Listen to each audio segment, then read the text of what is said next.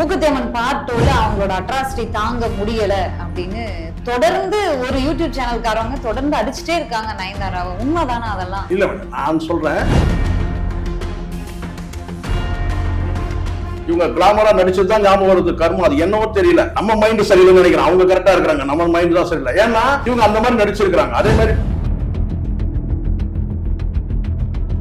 சமீபத்தில் ஒரு ஹீரோ கூட இருக்காரு, படம் வந்து ஹிட் ஆயிடுச்சு அப்படின்னு சொன்னா அது அவரால், படம் ஃபிளாப் ஆச்சுன்னா அது இயக்குனரால. அப்படி போயிருக்கு கதை. புஷ்பா புருஷன் நீங்க வந்து நீங்க சொல்றீங்கல்ல, நீங்க அப்ப சுந்தர் சியை சொல்ல முடியுமா? நீங்க சொல்ல முடியுமான்னு கேட்கிறேன். நயன்தாராவை முடக்கணும். நேயர்களுக்கு வணக்கம். நிகழ்ச்சியில் சிறப்பு விருந்தினராக மூத்த பத்திரிகையாளர், அரசியல் விமர்சகர் சேக்வரா ஜெய்சங்கர் இணைந்திருக்கிறார். பேசலாம். வணக்கம் சார். வணக்கம். வணக்கம். இன்னைக்கு ஒரு சினிமா செய்தியோட வந்திருக்கீங்க. லேடி சூப்பர் ஸ்டார் நயன்தாரா அப்படின்னு சொல்லக்கூடாதுன்னு சொல்லியிருக்காங்க, அதனால நான் சொல்லலை. மூக்குத்தியம்மன் பார்ட் 2 எப்படி இருக்குன்னு நான் ஒரு ஃபேன் நயன்தாரா. ஆனா இங்க நிறைய பேர் ஃபேன் சொல்லிட்டு தான் வந்து பாத்தீங்கன்னா கவுத்து விடுறாங்க. அவங்களுடைய அந்த கேரக்டருக்கு நான் ஒரு ஃபேன் தான் இப்ப வரைக்கும். ஏன்னா வர்ற செய்திகள் வந்து நம்ம நேர்ல பார்த்தாதான் உண்மையா பொய்யான்னு தெரியும். அதனால சரி நம்ம அதை விடுங்க. மூக்குத்தியம்மன் பார்ட் 2ல அவங்களோட அட்ராசிட்டி தாங்க முடியல அப்படின்னு தொடர்ந்து ஒரு யூடியூப் சேனல்காரவங்க தொடர்ந்து அடிச்சுட்டே இருக்காங்க நயன்தாராவை. உண்மைதானா அதெல்லாம்? இல்ல நான் சொல்றேன், அவங்களுடைய ஒரு பர்சனல் ஆட்டிடியூட் வந்து நம்ம நிறைய பார்த்துருக்கோம். அது விமர்சனத்துக்கு உட்பட்டது. நம்ம அதை வந்து அவங்க சப்போர்ட்லாம் பண்ணலை. ஆனால் அதை கொஞ்சம் மிகைப்படுத்தி வந்து சொல்றதுன்னு ஒன்று இருக்குல்ல. இப்போ நானும் கூட விமர்சனம் பண்ணியிருக்கேன் நயன்தாராவை. பட் பர்சனல் வெஞ்சன்ஸோட பண்றதுன்னு ஒன்று இருக்கு. நம்ம இந்த யூடியூப் சேனல் வந்து நம்ம கையில் மிகப்பெரிய ஆயுதம் இருக்கு. நாம நினைச்சா ஒருத்தரை தூக்கி நிறுத்த முடியும், நாம நினைச்சா ஒருத்தரை தூக்கி கீழே போட முடியும்னு ஒன்று இருக்குல்ல. அந்த எண்ணம் வந்து கூடாது. இருக்கிறத பேசிட்டு போகணும். அதுதான் இருக்கிற ஃபேக்ட் என்னவோ அதை சொல்லணும். நயன்தாரா வந்து பார்த்தீங்கன்னா கொஞ்சம் அவங்களுடைய பர்சனல் ஆட்டிடியூட் வந்து பார்த்தீங்கன்னா கொஞ்சம் ஹெட்வெயிட்டாக நடந்துக்கிறாங்க. அதுக்கு காரணம்னு கேட்டீங்கன்னா அவருடைய முதிர்ச்சி கூட அது ஒரு காரணமாயிருக்கு. அதுக்கு காரணம் நம்ம ரொம்ப நாள் ஒரு சீனியர் ஆர்டிஸ்ட்ன்றதுனால அடுத்து வரக்கூடிய வந்து அது ஜூனியர், எனக்கு தெரிஞ்சு ஒரு இப்போ இது கேட்டதுனால நான் சொல்கிறேன், ஒரு பெரிய சூப்பர் ஸ்டார் கூட அவர் சொன்னாராம். என்னென்னு கேட்டிங்கன்னா வந்து அவன் என்ன போவேன் யார் அட்லி, அவன் என்ன அவன் ஏன்னா வந்து கேட்டினா வந்து 30 வருஷமா சினிமாவில் இருக்கிறான். அவன் என்ன வந்து மூஞ்சி இப்படி காட்டு அப்படி காட்டுன்னு சொல்கிறான் அப்படின்னு சொல்லிட்டு அதுக்கப்புறம் வந்து ஒரு போன வருஷம் கூட அட்லி வந்து எனக்கு ஒரு படம் ரெடி பண்ணி கொடு அப்படின்னு சொல்லி கேட்டதா கூட தகவல் இருக்கு. எல்லாருக்குமே என்னன்னு கேட்டீங்கன்னா இப்போ வரக்கூடிய இயக்குனர்கள், நடிகர்கள், துணை நடிகர்கள் இவங்களெல்லாம் வந்து கேட்டீங்கன்னா நான் ஒரு 30 வருஷமா ஃபீல்டில் இருக்கிறேன் அப்படின்ற அந்த ஒரு இருக்கும். அந்த ஹெட்வெயிட் எப்பவுமே இருக்க தான் செய்யும். ஹெட்வெயிட்னு சொல்றதோட இப்படி வேணா நாகரிகமாக சொல்லலாம். என்னன்னு கேட்டிங்கன்னா அந்த தனிப்பெரும் ஆளுமை அப்படி எடுத்துக்கலாம். சரிங்களா? இதை தாண்டி இப்போ கேட்டால் நீங்க சொன்ன அந்த இவங்க இருக்காங்கல்ல, நம்ம வலைபேச்சு குரங்குகள் சொல்றது எதுக்காகனா, நான் நேரடியாக சொல்லுவேன், குரங்குகள் உங்களுக்கு கஷ்டமா தான் உங்களுக்கு நீங்க ஒன்னா பீப் நயன்தாரா தான் சொன்னாங்க. என்னன்னு கேட்டீங்கன்னா வந்து 3 குரங்குகள் ஒப்பிட்டாங்க. ஏன்னா வந்து இவங்க எதுவுமே வந்து பார்த்தீங்கன்னா அவங்க பேசுறது வந்து எதுவுமே உண்மை இல்லைன்ற அந்த அடிப்படையில் அவங்க வந்து சொல்லியிருந்தாங்க. இப்போ நானும் கூட பார்க்குறேன், தொடர்ச்சியாக பார்க்குறேன். அந்த சொன்ன பிறகு விமர்சனங்கள் வந்த பிறகு இவங்க மேல அத குரங்குகள் சொன்ன பிறகு இவங்க வைக்கக்கூடியது எல்லாமே விமர்சனம் இல்லாம வன்மமாவே இருக்கு. நான் பார்த்துருக்கேன், வன்மத்தோட தான் இவங்க எல்லாமே பேசுறாங்க. அதுல வந்து இப்போ சமீபத்துல இந்த மூக்குத்தியம்மன் அவங்க வந்து புக் பண்ண உடனே அவங்களுடைய வரலாறு, புவியியல் எல்லாத்தையும் எடுக்கிறாங்க. எடுத்துக்கிட்டா இத்தனை படம் ஃபிளாப் ஆயிடுச்சு, அத்தனை படம் ஃபிளாப் ஆயிடுச்சு. Right, flop. ஒரு படம் ஃபிளாப் ஆச்சுன்னு சொல்றதுக்கும் அவங்களுக்கு வந்து ஒரு மினிமம் வந்து ஒரு கேரண்டிக்கும் வித்தியாசம் இருக்கு. சினிமாவில் வந்து கேட்டீங்கன்னா முழுக்க முழுக்க ஒரு படம் வந்து ஹீரோயினை நம்பியே இருக்குது இல்லை, ஆனா ஹீரோவை நம்பி இருக்கு. ஆனால் ஒரு படம் வந்து ஃபிளாப் ஆகுதுன்னு கேட்டா அவங்க முழுக்க முழுக்க அவங்கள மட்டுமே மையப்படுத்தி எடுத்திருந்தா அந்த படம் ஃபெயிலியர்னா அதுக்கு அவங்க பொறுப்பு. சமீபத்தில் ஒரு ஹீரோ கூட இருக்காரு, படம் வந்து ஹிட் ஆயிடுச்சு அப்படின்னு சொன்னா அது அவரால, படம் ஃபிளாப் ஆச்சுன்னா அது இயக்குனரால. அப்படி போயிருக்கு கதை. அது யார் நடிகர்னு நான் சொல்ல விரும்பல, ஆனா அது மாதிரி இருக்கு. என்னன்னு கேட்டீங்கன்னா படம் வந்து ஒரு டீம் ஒர்க் தான். இது பெரிய நீ ஹீரோவா இருந்தாலும் சூப்பர் ஸ்டார் சொல்றீங்க யாருன்னா எடுத்துங்க. ஆனா சொல்றேன், எனக்கு ஒன்றும் அச்சம் இல்ல, இருக்கிறத சொல்றேன். பல நடிகர்களுக்கு அந்த மாதிரி ஒரு மைண்ட் செட் இருக்கு. என்னன்னு கேட்டா வந்து படம் ஹிட் ஆச்சுன்னா உடனே ஒரு 40 கோடி 50 கோடி ஆயிடும், 60 கோடி ஆயிடும், 70 80 100 கோடி ஆயிடும். படம் ஃபிளாப் ஆயிடுச்சுன்னா அதே கோடியில நிப்பாரு. ஏற்கனவே எவ்வளவு வாங்கினாரோ அந்த கோடியில நிப்பாரு. படம் ஃபெயிலியர் ஆயிடுச்சு இல்ல, அப்ப 10 கோடி குறையணும்ல. ஆனா வந்து 20 கோடி 30 கூட கூட போயிட்டே இருக்கும். 100 கோடி 120 கோடி அப்படி போயிட்டு இருக்கும். எதுக்காக சொல்ல கேட்டா, இங்க படம் வந்து இந்த அம்மா முழுக்க முழுக்க நயன்தாராவோட படம் வந்து கேட்டா, இப்போ ஆரம்பம் ஒரு படம் அவங்க தவிர மீதி யாருமே அங்க இருக்கிற ஆர்டிஸ்ட் எல்லாமே வந்து கேட்டா வந்து அறிமுகம் கிடையாது, பெரிய அளவுல கிடையாது. அந்த படம் கதை தான் வந்து அப்போ முழுக்க முழுக்க அந்த இடத்துல வந்து நயன்தாரா மட்டுமே வந்து ஒரு சோலோவா அவங்க பண்ணிருக்காங்கன்னா பரவாயில்ல. டைரக்டர் கோபி நயனார் சொல்லலாம். ஆமா, ஆனா வந்து ஒரு ஹீரோவும் இருக்கிறாரு, ஒரு ஹீரோயினும் சேர்ந்து இருக்கிற ஒரு சப்ஜெக்ட்ல வந்து கேட்டா அந்த படம் ஃபிளாப் ஆயிடுச்சு. ஆனா அதுக்கு வந்து ஹீரோயின் தான் காரணம்னு சொல்ல முடியாது. இப்ப நீங்க சந்திரமுகி எடுத்துங்க, சந்திரமுகி வந்து சூப்பர் ஹிட் தான். அந்த படம் வந்து கேட்டா வந்து நயன்தாராவும் நடிச்சிருக்காங்க, ஜோதிகாவும் நடிச்சிருக்காங்க. அந்த படம் வந்து என்ன வந்து முழுக்க முழுக்க என்ன சொல்லணும்னு கேட்டா வந்து ரஜினி படம் பாது. சந்திரமுகி ரஜினி படம். அப்ப ரஜினிக்காக அந்த படம் நம்ம நயன்தாராக்காக ஓடல, ஜோதிகாக்காக ஓடல. அப்போ அந்த மாதிரிதான் நம்ம எடுத்துக்க முடியும். இவங்களுடைய படம் வந்து பிளாப் ஆன படங்கள் வந்து ஒரு லிஸ்ட் போடுறாங்க இல்லையா, அதுல எல்லாமே இவங்க வந்து 1-2 படம் இருக்கு, நான் இல்லைன்னு சொல்ல. எல்லாமே சோலோவா இவங்க பண்ண பெர்ஃபார்மன்ஸ் பண்ண படங்கள் கிடையாது. இவங்களுக்கு வலைபேச்சு பொறுத்த வரைக்கும் அந்த பீலா பிஸ்மிக்கும் சரி, அந்த புறம் மந்தனா இருக்கணும் சரி, இந்த கூட இருக்க இன்னொரு தம்பி இருக்காருல்ல, 3 பேருக்கு நான் கேட்டீங்கன்னா ஒரு வன்மத்தோட நான் கேட்டீங்கன்னா எதை செய்தாலும் குற்றம்ன்ற மாதிரி இந்த மூக்குத்தி அம்மன் 2 இருக்கு இல்லையா, அதுல வந்து இவங்க வந்து நடிக்கிற போது கேட்டா ஒரு என்ன சொல்ற கேட்டா அவங்கள வந்து மோசமா வந்து அவங்கள பத்தி அவங்களுடைய மேடை, அதுக்கு பிறகு அவங்க கொஞ்சம் அவங்களே கொஞ்சம் எடுத்து கொடுக்குறாங்க. யாரு நம்ம நயன்தாராவே மேடையில் அவங்களுடைய நடவடிக்கைகள், பர்சனல் ஆட்டிடியூட் இதெல்லாம் பார்த்தோமே, நம்ம பார்த்தோம். மேடையில வந்து அவங்க கொஞ்சம் அவமான தகவல் தொழில்நுட்பத்துறை இணையமைச்சர் லேட்டா வர்றது ஒண்ணு, அதுக்கு பிறகு வந்து மேடைக்கு வந்திருக்கவங்கள அத்தனை பேருமே வந்து அவங்க வந்து அவமதிக்கிறது, இதெல்லாம் அவமதிக்கிறதா நான் முகம் கொடுத்து பேசாம இருக்கிறது. ஒரு கெஸ்டா வந்திருக்காங்கன்னா மீனா கூட சரியா பேசல, அது வந்து கண்டிப்பா வந்து நம்ம மீனா தான் வந்து அம்மனுக்கு சரியான மீனாவை மதிக்கல நானும் கூட பேசியிருக்கேன். ஆனா அதையே வந்து பாத்தீங்கன்னா இவங்க ஒரு என்ன சொல்லி கேட்டா இது வந்து இவங்களுக்கு கொஞ்சம் இன்னும் கொஞ்சம் வந்து என்கரேஜ் ஆயிடுச்சு, இவங்களை ஊக்கப்படுத்தின மாதிரி ஆயிடுச்சு. உடனே என்ன செஞ்சாங்க கேட்டா அவங்களுடைய பர்சனலா தனிப்பட்ட முறையில வந்து கேட்டா அவங்க வந்து ஒண்ணுமே கிடையாது, வந்து அவங்க ரெட் கார்டு கொடுக்கணும்ன்ற பேசுறாங்க. அவங்க நடிச்சிருக்கக்கூடிய எல்லா லாங்குவேஜ்லயும் ரெட் கார்டு கொடுக்கணும்ன்ற மாதிரி எல்லாம் பேசுறாங்க. எனக்கு தெரிஞ்சதுன்னா ஒரு சச்சரவு இருந்தது. அதுக்கு பிறகு எனக்கு வந்த தகவல் தான் நான் சொல்றேன். அதுக்கு பிறகு கொஞ்சம் அப்செட் ஆனது வந்து குஷ்பு அந்த சுந்தர்சி இவங்கெல்லாம் கொஞ்சம் அப்செட் ஆயிட்டாங்க. அதுக்கு பிறகு அவங்க வந்து நேரடியாவே போய் பேசி அதுக்கப்புறம் கேட்டா வந்து ஒரு கன்க்ளூஷன், ஒரு அண்டர்ஸ்டாண்டிங் வந்துட்டாங்க அப்படின்றதுதான் தகவல். இத வந்து ஊதி உடனே என்ன சொல்லிட்டாங்கன்னா அந்த படத்துல இருந்து நீக்கப்படுவாங்க. சரி, நான் அப்படியே நான் கேட்கிறேன். இன்னைக்கு நான் சொல்றேன், நான் நேத்து கூட முதலத்து கேட்டேன் வச்சுட்டேன் சார், குட் பேட் அக்லில அவங்களுக்கு வந்து த்ரீஷாக்கு வந்து பாத்தீங்கன்னா ரொம்ப ஏஜ் அதிகமா தெரியுது அப்படி சொன்னா வேற யார் சார் இருக்கிறாங்கன்னு கேட்கிறேன். அவங்க எடுத்த அடுத்து நயன்தாரா கிட்ட தான் சார் போனோம், த்ரீஷா இல்லைன்னா நயன்தாரா அப்படி ஆயிடுச்சு. படம் டைட்டில் யோசிச்சுதான், ஏன்னா இப்போ வேற யார் இருக்கிறாங்க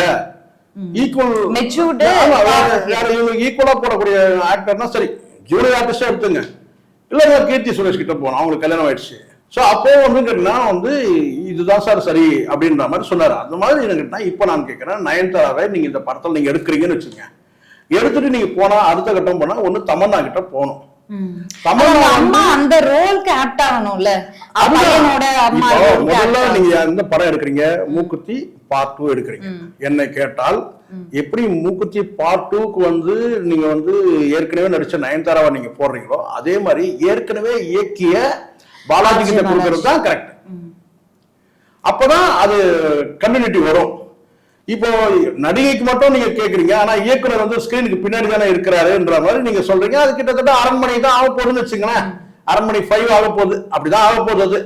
மூக்குத்தி 2 100 கோடிக்கு மேல budget sir, pan India movie. நீங்க ஒரு தேர்ந்த ஒரு பாயை கூட்டு வந்துட்டு நீங்க பிரியாணி செய்ய சொன்னீங்கன்னா செஞ்சு கொடுத்துருவாரு. அதே பாய் கிட்ட வந்து கொஞ்சம் தயிர் சாதம் ரெடி பண்ணி கொடுங்கன்னு சொன்னா அங்க அவர் அந்த ஏலம் கிராம்பு மசாலா பொருளை கொஞ்சம் போட்டுருவாரு. இதுல தயிர் சாதம் போட்டுருவாரு.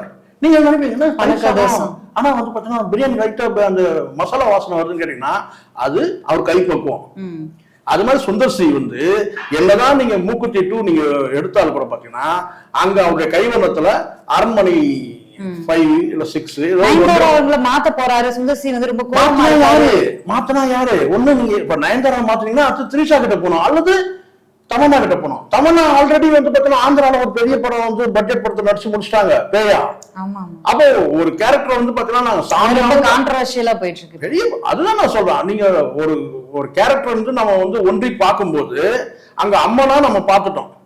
அதுவே நம்ம தலைவிதியா தான் நம்ம பாக்குறோம்னு வச்சுங்களேன். இவங்க எல்லாம் அம்மன் கேரக்டர் எல்லாம் நடிக்கும் போது எனக்கு வந்து பாத்தீங்கன்னா வந்து இவங்க கிளாமரா நடிச்சதுதான் ஞாபகம் வருது. கர்மம் அது என்னவோ தெரியல, நம்ம மைண்ட் சரியில்லைன்னு நினைக்கிறேன். அவங்க கரெக்டா இருக்கிறாங்க, நம்ம மைண்ட் தான் சரியில்லை. ஏன்னா இவங்க அந்த மாதிரி நடிச்சிருக்கிறாங்க. அதே மாதிரி பேயை காட்டும் போது பயமே வரமாட்டேங்குது. இந்த இவங்கள தமன்னாவை பேயா காட்டும் போது உண்மையிலே பயமே வரமாட்டேங்குது. அந்த பேய்னா கொஞ்சம் பயப்படணும்ல. பாசமான பேயா தானே சார்? பாசமான பேய்னா அது மிஸ்கின் கிட்ட போங்க. மிஸ்கின் வந்து பாத்தீங்கன்னா பாசமான அந்த பேயை பார்க்கும்போது பரிதாபம் வந்துச்சு, நமக்கு பாசம் வந்துச்சு இல்லையா? அப்படி காட்டணும். இங்க பார்த்தா நீங்க கிராமர்ல வந்து ஞாபகத்துக்கு வருது நீங்க. ஏன்னா அந்த அளவுக்கு அந்த லட்சத்துல நீங்க நடிச்சிருக்கீங்க. அரை குறையா ஆடைய டான்ஸ் ஆடிட்டு இப்ப அம்மனா இழுத்து போத்திக்கிட்டு நீங்க வந்து வைப்பீங்க. உங்க தலைவிதியன்னு பாக்குறாங்க, மக்களும் அதை பாக்குறாங்கன்னு வச்சுங்களேன். ஏன்னா கிராமங்கள்ல வந்து உங்களோட கொடி கட்டி பறக்குறீங்க. நீங்க சிட்டிலேயாவது பார்க்க மாட்டாங்க, கிராமங்கள்ல வந்து சிட்டிலேயே பார்ப்பாங்க. ஏன்னா நீங்க அம்மன்ற அந்த கொடுக்குற கேரக்டருக்கு அவங்க நடிக்க போறாங்க. பட் இருந்தாலும் எனக்கு இப்ப நான் கேக்குறேன், இப்ப கேஆர் விஜயனா வருமா? நடிச்சிருக்காங்கல்ல, மீனாவும் கிளாமராவும் நடிச்சிருக்காங்க, அம்மன் ரோலையும் நடிச்சிருக்காங்க. நீங்க கிளாமர் நீங்க லிஸ்ட் அவுட் பண்ணீங்கன்னா 1-2 படங்கள் வேணா, அவை சண்முகி இந்த மாதிரி படங்கள் வேணா அவங்க வந்து. ஆனால் பெரும்பாலான கிளாமர் நடிச்சுட்டு இப்ப தமன்னா கொண்டு வந்து நீங்க பேசுற மனசாட்சி இல்லையா உங்களுக்குன்னு கேக்குறேன். சரி, ஓகே. வலை பேச்சு தொடர்ந்து நயன்தாரா சொன்னது உண்மையா? ஏன்னா அவங்க பேட்டியில குழந்தை பேசுறாங்க அப்படின்னு சொல்லி நம்ம அப்படி பேசல, நம்ம அந்த விமர்சனத்தை வைக்கல. நயன்தாரா அவங்களுடைய வார்த்தைகள். இன்னொன்னு அவங்களுக்கு என்ன பத்தி பேசிதான் அவங்க சம்பாதிக்கிறாங்க அப்படின்ற மாதிரி. இல்ல அவங்களுக்கு என்னன்னா யாராவது வந்து இவங்க கிட்ட வந்து சரண்டர் ஆகணும்னு நினைக்கிறாங்க. நயன்தாரா சரண்டர் ஆகணும், இல்ல அவருடைய கணவர் வந்து விக்னேஷ் சிவன் வந்து சரண்டர் ஆகணும்னு நினைக்கிறாங்க. விக்னேஷ் சிவன் வந்து ரொம்பவும் வந்து நயன்தாரா வந்து கோபம் இவங்க வந்து ஒரு எரிமலைனா யாரு நயன்தாரா சொல்லலாம்ல. எரிமலைனா அவர் ஒரு பனிமலை அட்ஜஸ்ட்மெண்ட்ல போகுது. ஆனா அதுக்கும் இவங்க என்ன சொன்னாங்க, புஷ்பா புருஷன் சொன்னாங்க. ஒரு கணவன் நல்லா புரிஞ்சுக்குமா, நான் மனசாட்சியோட பேசுறேன். கணவன் மனைவி ஒருத்தர் எரிமலையா இருந்தா ஒருத்தர் பனிமலையா இருக்கணும், அவ்வளவுதான் லைஃப். அப்பதான் அங்க நானும் எரிமலை நீயும் எரிமலைன்னா அப்ப அந்த இடத்துல விக்னேஷ் சிவன் வந்து ரொம்ப நிதானமானவர், பொறுமைசாலி, கோபக்காரர் கிடையாது. அப்படின்னும் போது இவங்க என்ன செய்யறாங்க கேட்டா உச்சபட்சமா நான் சொன்னாங்க சீன்றாங்க. என்னன்னா புஷ்பா புருஷன் சொல்லி பேசுறாங்க. இது எந்த வகையில நியாயம் நான் கேட்கிறேன். புஷ்பா புருஷன் நீங்க வந்து நீங்க சொல்றீங்கல்ல, நீங்க அப்ப சுந்தர் சியை சொல்ல முடியுமா? நீங்க சொல்ல முடியுமான்னு கேட்கிறேன். நான் சொல்லணும் சொல்ல முடியுமா? சொல்ல முடியாது இல்ல. அப்போ ஏன்னு கேட்டீங்கன்னா அவங்க அரசியல் பலம் போறது இவங்க குஷ்பு இது உட்காந்து உங்களை காலி பண்றாங்க. குஷ்புக்கு அந்த பவர் உண்டு. இந்த வலை வச்சது கிளை வச்ச வலையெல்லாம் இருக்கிற இந்த நேரத்துல அதை சொல்றீங்க. இல்ல அவங்களுக்கு ஒரு பவர் இருக்குன்னு சொல்றாங்க. அவங்களுக்கு ஒரு பவர் இருக்கு. அப்ப நீங்க அங்க சொல்ல முடியுமா? சொல்ல முடியாது. ஆனா இவங்க வந்து கேட்டா நயன்தாரா பொறுத்தவரை கேட்டா அவங்க இந்த பொலிட்டிக்கல் பேக்கப் எதுவும் கிடையாது. அவங்க வந்து கேட்டா அவர் வந்து ஒரு அமைதியானவர். நீங்க நயன்தாரா விமர்சனம் பண்ணலாம், அவர் கணவரே விமர்சனம் பண்ணீங்கன்னா மாநாட்டுக்கு அஜித் போலனா கூட அவருடைய மனைவியாவது அனுப்பி வச்சிருக்கலாம். சொன்னது யாரு? 3 குரங்குல ஒரு குரங்கு யாரு? பிஸ்மி, பீலா பிஸ்மி. விஜய் அவர்களுடைய மாநாட்டு, விஜய் அவர்கள் மாநாட்டுல நீங்க மனைவி எப்படி சொல்லுவீங்க? அஜித் ரசிகர்கள் வந்து இறங்கி அடிச்சாங்க. இறங்கி அடிச்சு வந்து பாத்தீங்கன்னா உங்களை வந்து பச்சை அசிங்கமா திட்ட பிறகு இப்ப நீங்க என்ன செய்றீங்கன்னா குட் பை அக்ரி ஆகா ஓகோன்றீங்க. ஏன்னா அடி சாதாரண அடி கிடையாது, பச்சை திட்டினானுங்க, குடும்பத்தையும் இழுத்து வச்சு திட்டினானுங்க. ஏன்னா நீங்க குடும்பத்தை பேசுறீங்கல்ல, அவங்க குடும்பத்தை இழுத்து வச்சு பேசினானுங்க. வெக்கம் மானம் இல்லாம இப்ப என்ன சொல்றீங்க கேட்டா எல்லாம் கேட்டா ஆகா ஓகோன்றீங்க. நான் என்ன சொல்றேன் கேட்டா நயன்தாரா வந்து ப்ரொஃபஷனலா சரியில்லையா, இல்ல அவங்க கொடுத்திருக்க பேட்டியில குறைகான்றீங்களா? நீங்க விமர்சனம் மட்டும் கடந்து போகணும். ஆனா பட் ரெகுலரா ஒரு அசைன்மெண்டாவே எடுத்து பண்றதுன்னு இருக்கு பாருங்களேன்.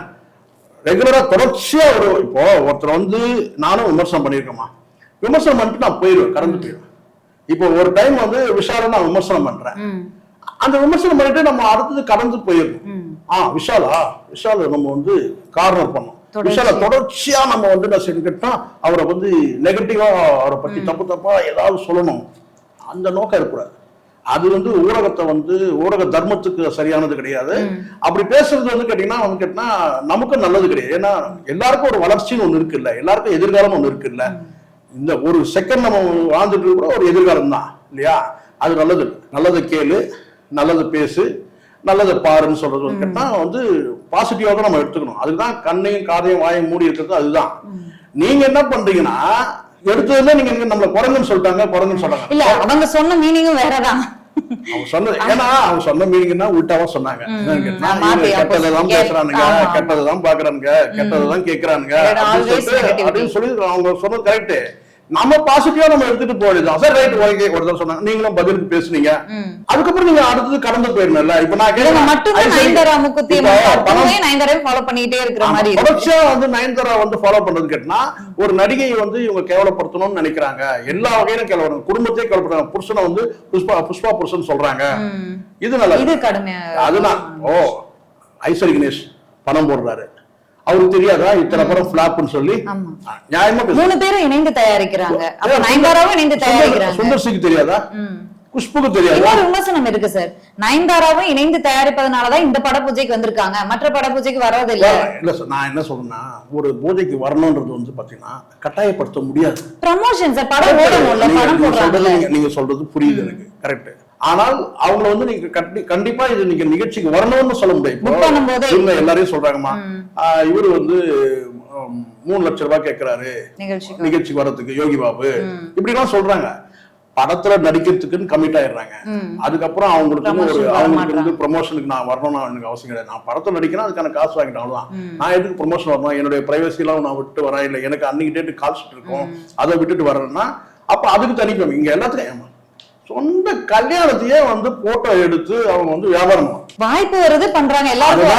அதுதான் சொல்றேன், அதுதான் நம்ம அது வந்து அவங்களுடைய. சரி, இந்த ஒரு காரணத்துக்காக பணம் போட்டு படம் எடுக்கிறாங்க, இவங்களுக்கு அதிகபட்ச சேலரி தராங்க, ஆனா ப்ரமோஷன் நிகழ்ச்சிகளுக்கு வர்றது இல்ல, படம் நஷ்டமானாலும் அதை ஏத்துக்கிறது இல்ல, இந்த ஒரு காரணத்துக்காக ரெட் கார்டு கொடுத்துட முடியுமா அவங்க நடிக்கிற எல்லாரும்? நான் இது ரெட் கார்டுன்ற விஷயமே சட்டம் சார்ந்த விஷயம். அந்த குறிப்பிட்ட அமைப்புகள் வந்து அதை முடிவெடுக்க, இந்த 3 குரங்குகள்லாம் முடிவெடுக்க முடியாது. ரெட் கார்டுனா இன்னும் நாசமா தான் போயிடும் எல்லாத்தையும். இப்ப ஏற்கனவே ரெட் கார்டு பஞ்சாயத்து ஓடிட்டு இருக்குது. தனுஷ் கிட்ட வந்து அந்த இட்லி கடை படத்துக்கான இது சும்மா நான் சொன்ன சங்கம் வச்சிருக்கிறது கேட்டீங்கன்னா ஒரு ஒற்றுமையை உருவாக்குறதுக்கு, அந்த அமைப்பை இன்னும் கொஞ்சம் வலிமைப்படுத்துதான், சினிமாவை வலிமைப்படுத்துறதுக்கு தான் சங்கங்கள். சங்கம்ன்றது எதுக்குன்னு கேட்டீங்கன்னா எனக்கு தெரியும், தொழிற்சங்கம்லாம் நடத்தணும்னு சொல்றேன். சங்கம்ன்றது வந்து கேட்டீங்கன்னா நாம வந்து நம்மளை நாமளே வலிமைப்படுத்திட்டு நம்ம ஒற்றுமையை நிரூபிக்கிறதுக்கு. ஆனா அந்த சங்கம் கேட்டா நம்ம சார்ந்த அமைப்பை வந்து பலவீனப்படுத்துதுன்னு வச்சுங்களேன், அந்த சங்கமே தேவையில்லை. இதை நான் இது வந்து செல்வமணிக்காக பேசுறேன், அவங்களுக்காக பேசுறேன், இவங்களுக்காக பேசுறேன்னு கேட்டேன். நான் பொதுவான கருத்து சொல்றேன். சங்கம்ன்றது கேட்டா வலிமைப்படுத்துறது தான். சும்மா எல்லாத்துக்கும் நான் ரெட் கார்டு கொடுத்துருவேன், ப்ளூ கார்டு எல்லாம் ஏற்கனவே தமிழ் சினிமா இங்க ஊத்திட்டு இருக்குதுங்க. தமிழ் சினிமா ஏற்கனவே பலவீனமா தான் இருக்கு. இதை நீங்க அமைப்பு ரீதியா நீங்க இன்னும் பலவீனப்படுத்துறீங்கன்னு வச்சுங்களேன், எல்லாரும் எதிர்மா இருந்துட்டு அது வந்து இதுக்கு மேல என்னன்னு சொல்றதுன்னு தெரியல. ஏன்னா இவங்க சொல்லக்கூடிய இப்ப இவங்க எல்லாம் சொல்றாங்கல்ல, இப்ப நான் கேட்கிறேன், இந்த 3 பேர் யூடியூப்ல உட்காந்துட்டு நீங்க இது வந்து உங்களுக்கு ரெட் கார்டு கொடுக்கணும், இவங்களோட நோக்கம் என்ன? நயன்தாராவை முடக்கணும். அவங்க வந்து பாத்தீங்கன்னா ஏற்கனவே ஏதோ ஒரு மேட்டர்ல கூட பாத்தீங்கன்னா அவங்க வழக்கு தொடுக்கிற அளவுக்கு போயிட்டாங்க. அந்த அம்மா யாரு, நயன்தாரா, இவங்க மேல அது கூப்பிட்டு வழக்கறிஞர் எல்லாம் கூப்பிட்டு டிஸ்கஸ் பண்ணாங்க. எதுக்குன்னா அந்த தனுஷோட விஷயம் வந்து பாத்தீங்கன்னா அந்த நஸ்ரீடு கேட்டவர் வந்து அனுப்பினார் பாருங்க, அந்த ஒரு படத்துல வந்து இவங்க கேட்காம வந்து அவங்களுடைய பயோகிராபிக்கு வந்து எடுத்துட்டாங்க. அப்போ வந்து இவங்க கடுமையா விமர்சனம் வைக்கும் போது கேட்டீங்கன்னா அப்போ வந்து அட்வொகேட்லாம் கூப்பிட்டு டிஸ்கஸ் பண்ணும்போது இவங்க மேல வழக்கு போறதுக்கு அந்த டிஸ்கஷன் நடந்திருக்கு. அதுக்கப்புறம் அது என்ன ஆச்சுன்னு தெரியல.